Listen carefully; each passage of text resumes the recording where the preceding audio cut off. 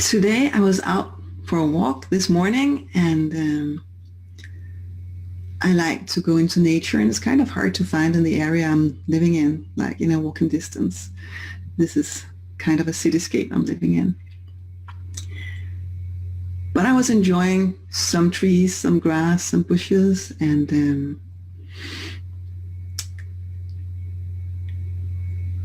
the back of my mind I had What a Wonderful World playing, the Louis Armstrong, What a Wonderful World, and it's always kind of heart-opening for me when I'm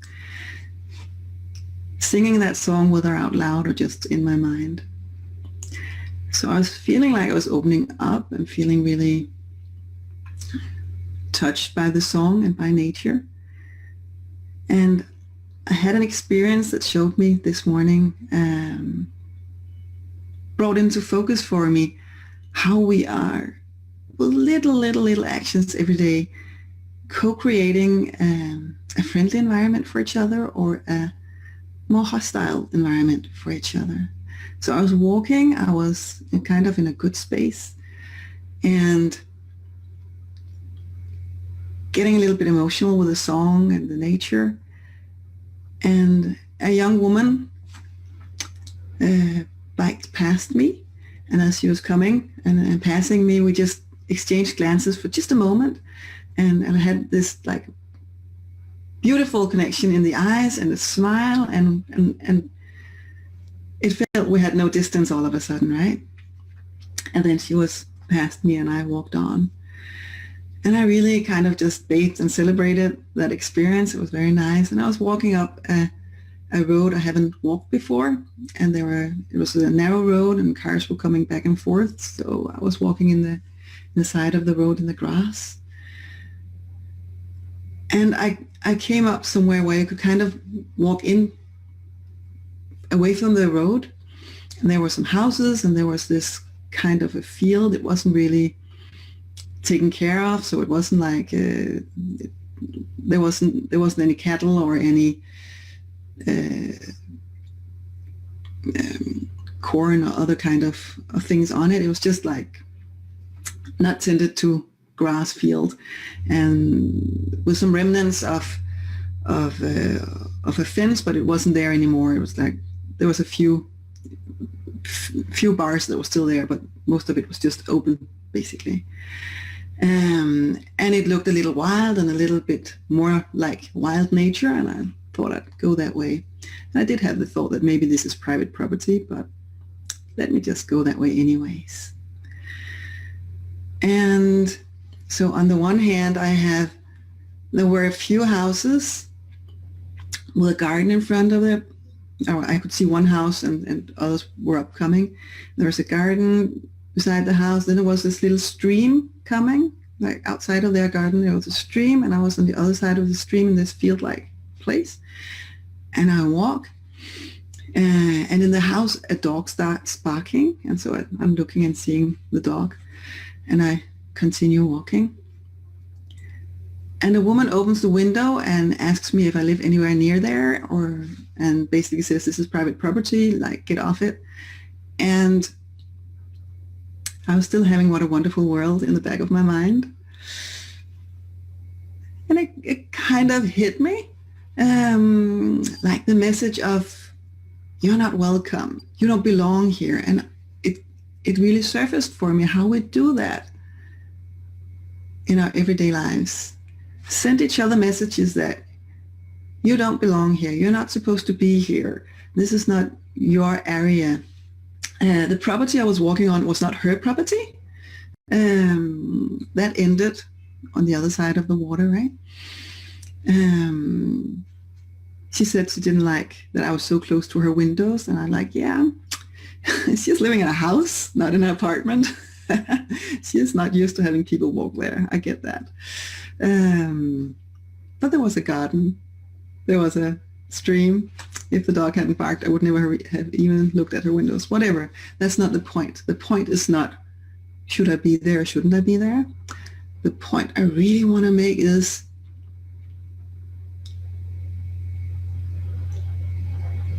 how we tell each other you don't belong here. You're like, go away, stay at a distance.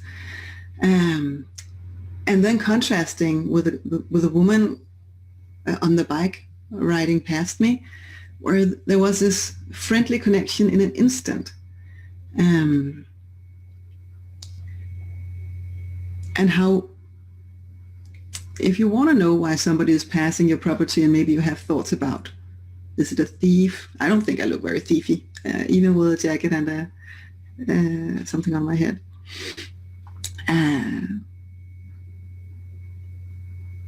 You could still say things in a more welcoming way, a more inclusive way, less suspicious way. I really felt like this woman she was coming from fear. She was kind of like protecting her area, her property, her privacy, her whatever. But we do that all the time. Keep people at a distance, and also how these messages create something in us, so that for me at least, I get more hesitant. Where can I walk? Where can I not walk? Is this public? Is this not public? Where does the public area end and where does the private area start? Also living in this kind of city area, there are fields close by, but like from where I live, I have to walk quite a while to get there, and then walk a little bit further if I want to find even a wood. Then I've already walked quite a distance.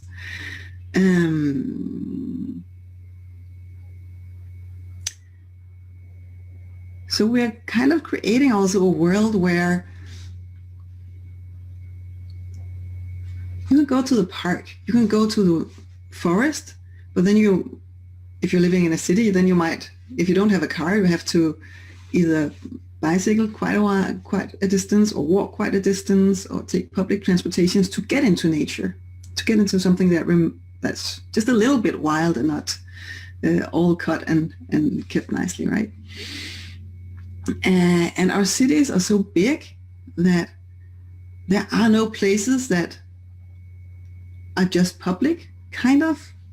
Of course, the sidewalks are, but even when kids run out to play, in one housing area, a child might be challenged, do you live here? It's like, do you have the right to be on this playground? And like, if they're moving around in different kind of builds.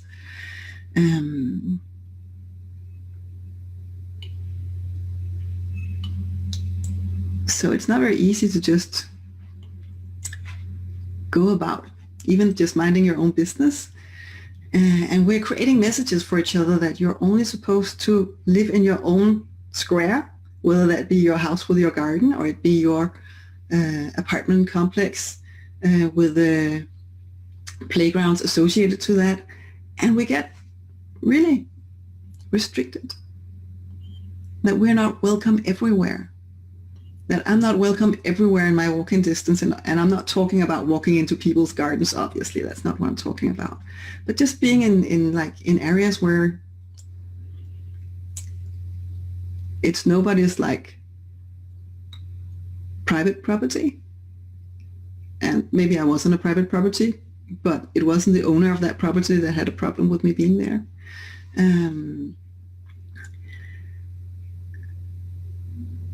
So we're creating an environment for each other and a society for each other where we have to be on the lookout for each other, because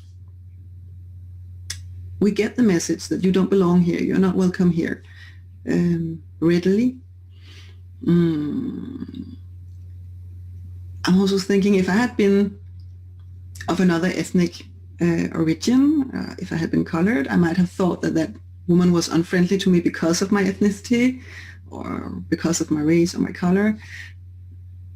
Now, obviously that's not the case. So it's very obvious for me that it's just that we have this hesitancy and this worry or this fear of each other under the surface, that it's not a woman opening her window and wondering, hey, what are you doing here? how come you're walking there? But it's a go away message. Like, do you have a right to be here? Because if you don't, get away, go away. We could create a welcoming atmosphere for each other. Even if you're concerned it might be a burglar or a thief, something sneaking around. I don't think I look like that, but whatever. You could still just greet that person, say, hey, what are you doing here? And probably a thief, once having had his or her face seen, wouldn't really want to go any further with those plans in that area, right? But isn't it also that 99% of the times the person wouldn't be a thief, it wouldn't be a burglar, it wouldn't be somebody who'd actually have evil intent. Most people are just minding their own business and whatever.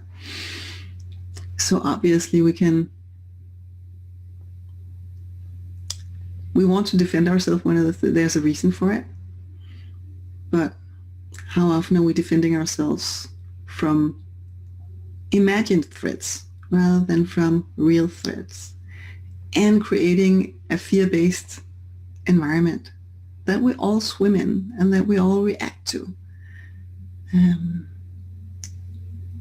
And then we wonder why people have anxiety. We wonder why people have depression. We wonder why people aren't thriving around the world, and especially in the Western world, where our social structures are really weak. Like I don't live close to any of my family members, other than my children, obviously. I don't live close to any of my friends. Like I have some nice neighbors, and I have gotten to know them. Where I lived before, I hardly even knew my neighbors. But we're living in societies where the social circles are broken. We're not like, our neighbors are not our friends and family. It's not like our peer group necessarily.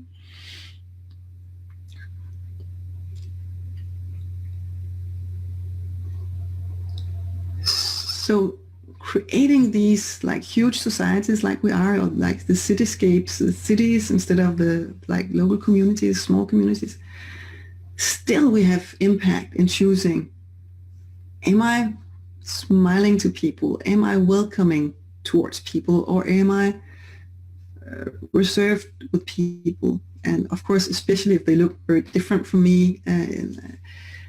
But what do I carry with me? What do I bring into the world? Am I inviting, including? Am I defensive, excluding? And how we act in everyday life impacts the feel of the entire society that we're walking in. And today I both had a little bit of warmth from the woman on the bike, and I had a little bit of defensiveness and cold from the woman who didn't want me to walk where I was walking. And it just made me reflect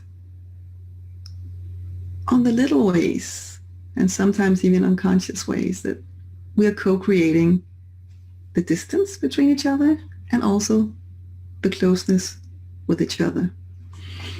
And if we want a more warm and caring society, possibly where fewer people will suffer from mental illnesses, from feeling loneliness, from feeling anxiety, from feeling depression, we learn to lean in and trust and expect good intentions and well-intendedness, and we'll look for well-intendedness in each other, and